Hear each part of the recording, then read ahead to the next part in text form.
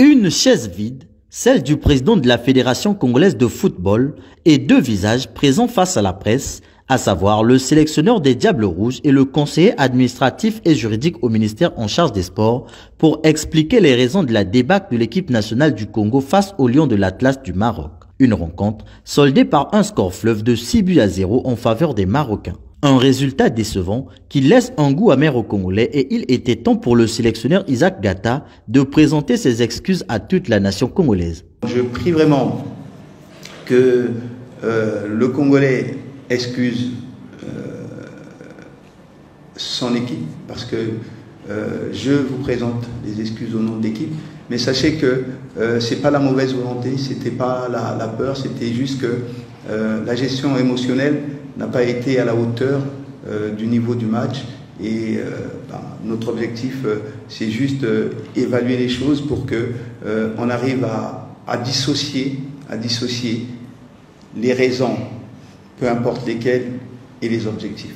À la question de connaître les causes de cette défaite, Isaac Gata évoque l'annonce du forfait face au Niger, ainsi que la supériorité de l'équipe marocaine, demi-finaliste de la Coupe du Monde et première nation africaine au classement FIFA. Deux éléments qui auraient joué sur le mental des joueurs, malgré son discours pour galvaniser les troupes. Nous, on a un demi-problème, c'est monter en Europe. Le mental des joueurs marocains qui jouent tous la Champions League ou autre avec un champion n'est pas le même mental que nos joueurs que nous avons été chercher pour construire.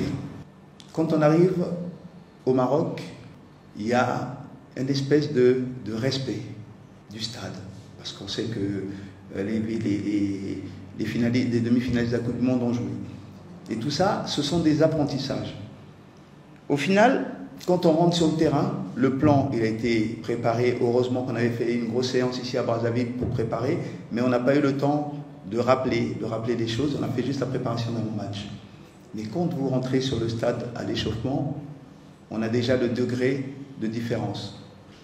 Le Maroc, aujourd'hui, c'est 90% de chances qu'ils battent le Congo. On est d'accord.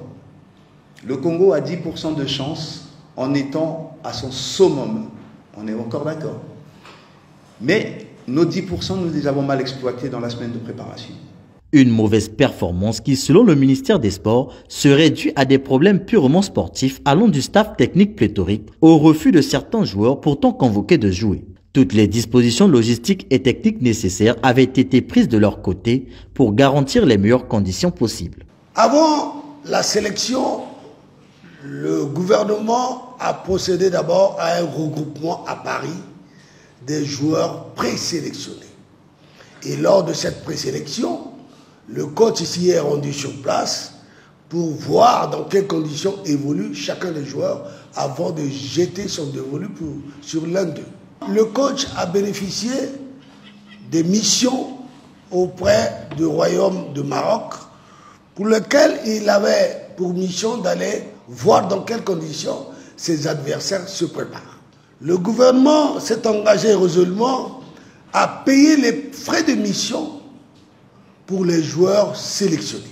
Les joueurs sont arrivés, le gouvernement, j'entends par là le ministère, a payé tout ce qui se devait suivant les dispositions de règlement en vigueur. Leurs arriérés de frais de match gagné ou match nul ont été également épongés. À ce stade, l'État ne devait pas. Bref, nous avons répondu à toutes les exigences formulées par les joueurs. Mieux encore, l'État a remboursé les frais divers que les joueurs ont engagés. Il n'y a donc pas eu ni immixtion, ni trafic d'influence. Cette déclaration laisse entendre que les défaillances constatées lors du match sont principalement d'ordre sportif et non organisationnel. L'absence remarquée de la Fédération congolaise de football lors de ce point de presse suscite des questions sur l'unité et la coordination au sein des instances responsables du football congolais. Leur silence en ces moments critiques pourrait indiquer des divergences ou des problèmes communicationnels internes.